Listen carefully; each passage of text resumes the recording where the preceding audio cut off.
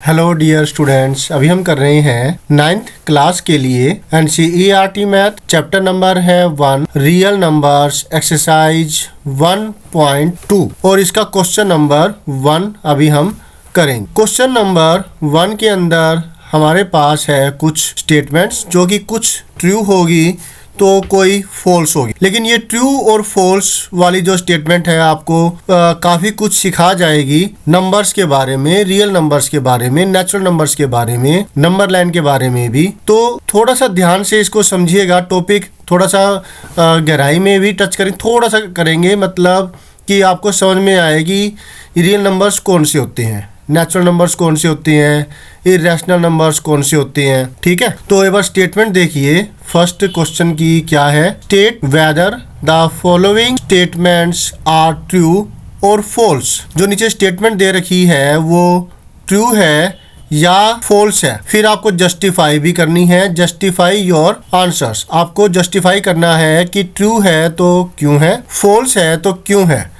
मैंने देखा है कि बच्चे पीछे आंसर में भी शायद नहीं जस्टिफिकेशन दे रखी और बच्चे भी जस्टिफिकेशन नहीं लिखते, तो ये ऐसा मत कीजिए। आपको जस्टिफिकेशन लिखनी चाहिए अगर उन्होंने कहा है। ठीक है, तो पहली स्टेटमेंट है वो क्या है, every irrational number is a real number. तो ये ट्रू है। कैसे भला? तो एक बार आपको समझना होगा कि रियल नंबर्स कौन से होते हैं और रैशनल और इरेशनल नंबर्स कौन से होते हैं। जो रियल नंबर्स है जो रियलिटी में एग्जिस्ट करते हैं, तो ये दो टाइप के हो जाती हैं, दो ग्रुप में बांट दिया इसको। रियल नंबर्स जो है वो हो गए एक तो रैशनल नंबर्स, ठीक है, और एक होते हैं इररेशनल नंबर्स। इतना आपको समझ में आ गया। इसके बाद अगर आप जब समझेंगे और इसको, तो रैशनल नंबर्स के अंदर इसको कहते हैं जो इसको p/q के फॉर्म में लिखा जा सकता हो और q की वैल्यू 0 ना हो। एग्जाम्पल के तौर पर अगर हम लें इसके एग्जाम्पल्स, जैसे 3/4 हो गया, -5/7 हो गया, या सारे के सारे जो जितने भी इंटीजर्स हैं वो भी इसमें लाई करेंगे। और इंटीजर्स में तो होल और नेचुरल नंबर दोनों ही आ जाते, राइट, होल नंबर्स और नेचुरल। अब क्योंकि यहाँ पर जो केस है वो नेचुरल नंबर का भी आ गया है और यहाँ पर बस यही चीज है, तो नेचुरल नंबर कौन से होते हैं ये भी अब साथ के साथ देख ही लीजिए। आपको पता तो है, वैसे रिकॉल कर देता हूँ।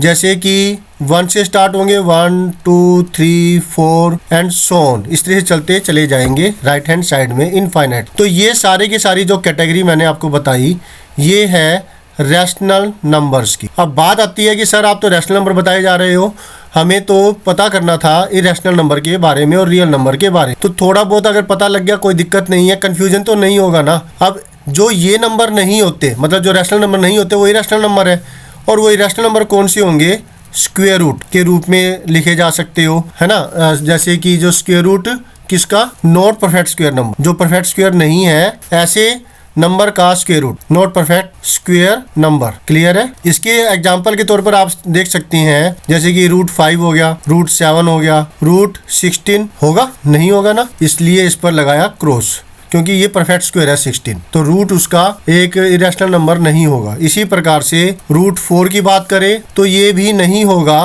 क्योंकि ये भी परफेक्ट स्क्वायर है √4। तो ऐसे कोई भी, या फिर इसके अंदर और भी आ जाते हैं। आप एग्जांपल के तौर पे समझें कि जैसे 1.34 034 0034 0034, मतलब कुछ भी रिपीट नहीं हो रहा और ये ऐसे ही चलते चले जाएंगे, तो ऐसे नंबर को इरेशनल नंबर कहते हैं। और पाई भी इसी कैटेगरी में आता है, ठीक है। तो अब आप ये देखिए रियल नंबर के अंदर कितने सारे मेंबर्स हो गए, ये सारे रैशनल नंबर आ गए, सारे इरेशनल नंबर आ गए। तो अब ये जितने भी सारे के सारे ये इरेशनल नंबर्स है ये लाई करते हैं किसके अंदर, रियल नंबर की।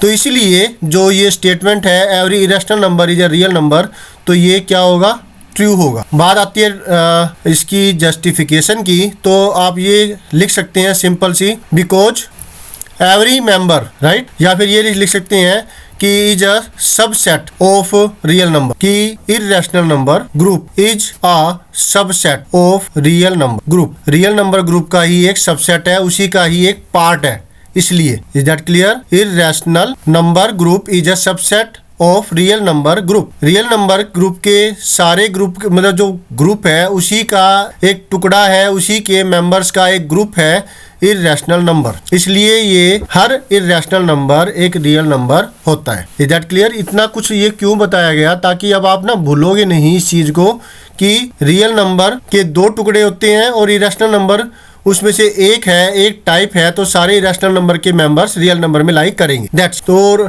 नेक्स्ट जो है, अब इतना ये वाला मैं मिटा दूं। गुड। अब नेक्स्ट हमारे सामने है question this one. Every point on the number line is of the form m where m is a natural number. कि जितने भी पॉइंट है नंबर लाइन के ऊपर वो m के रूप में है, जहाँ पर m क्या m के रूप में है, जहाँ पे m एक नेचुरल नंबर है।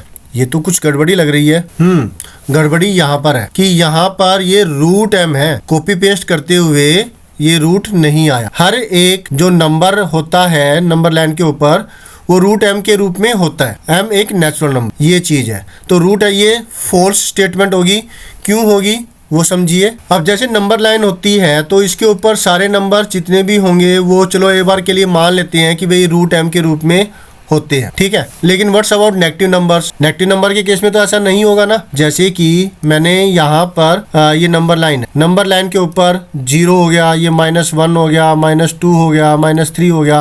What's about this? तो जो किसी का भी स्क्वायर रूट कभी भी नेगेटिव नंबर नहीं आता। तो ये एक फैक्ट है। तो इसी फैक्ट का इस्तेमाल करके हम यहाँ पर स्टेटमेंट जो है लिख देंगे। बिकॉज इसके जो सॉल्यूशन के अंदर जो 2 पार्ट है उसके लिए हम लिखेंगे because square root of a natural number can not be a negative number, so root m must not show any negative integer. Clear हुआ? नेगेटिव इंटीजर को शो नहीं करेगा। So -3 and other negative integers can not be of the form root m। Clear है?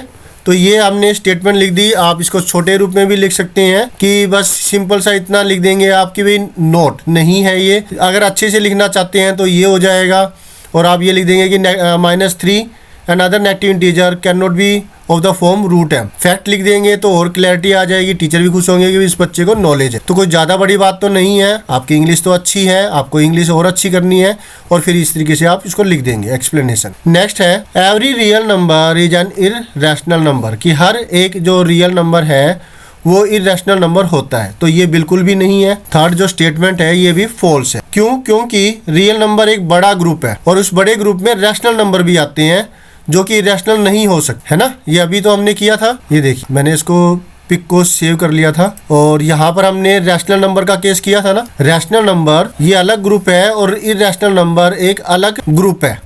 तो ये दो एक जैसे तो नहीं हो सकते, ये अलग अलग है। 1 जो है एक इरेशनल नंबर नहीं हो सकता, एक रैशनल नंबर एक इरेशनल नंबर नहीं हो सकता, इसलिए ये फॉल्स हो जाए। ठीक है, तो इसमें सिंपल सा आप एक एग्जांपल इसमें लिख देंगे। कोई भी एक नंबर लिख दीजिए, और इसी तरीके से ऊपर अगर छोटे रूप में लिखना है तो ऊपर भी आप ये कर सकते हैं -3 is an integer and which can not be of the form root m। Simple, ठीक है। और अगर स्टेटमेंट लिखनी है साथ में square root of a natural number can not be a negative number, ये आप लिख सकते। तो जैसे आपको ठीक लगे, टीचर आपको ओके कह दे कि चलो बेटा इतना कर दिया काफ़ी है, तो आप उतना लिख सकते हैं।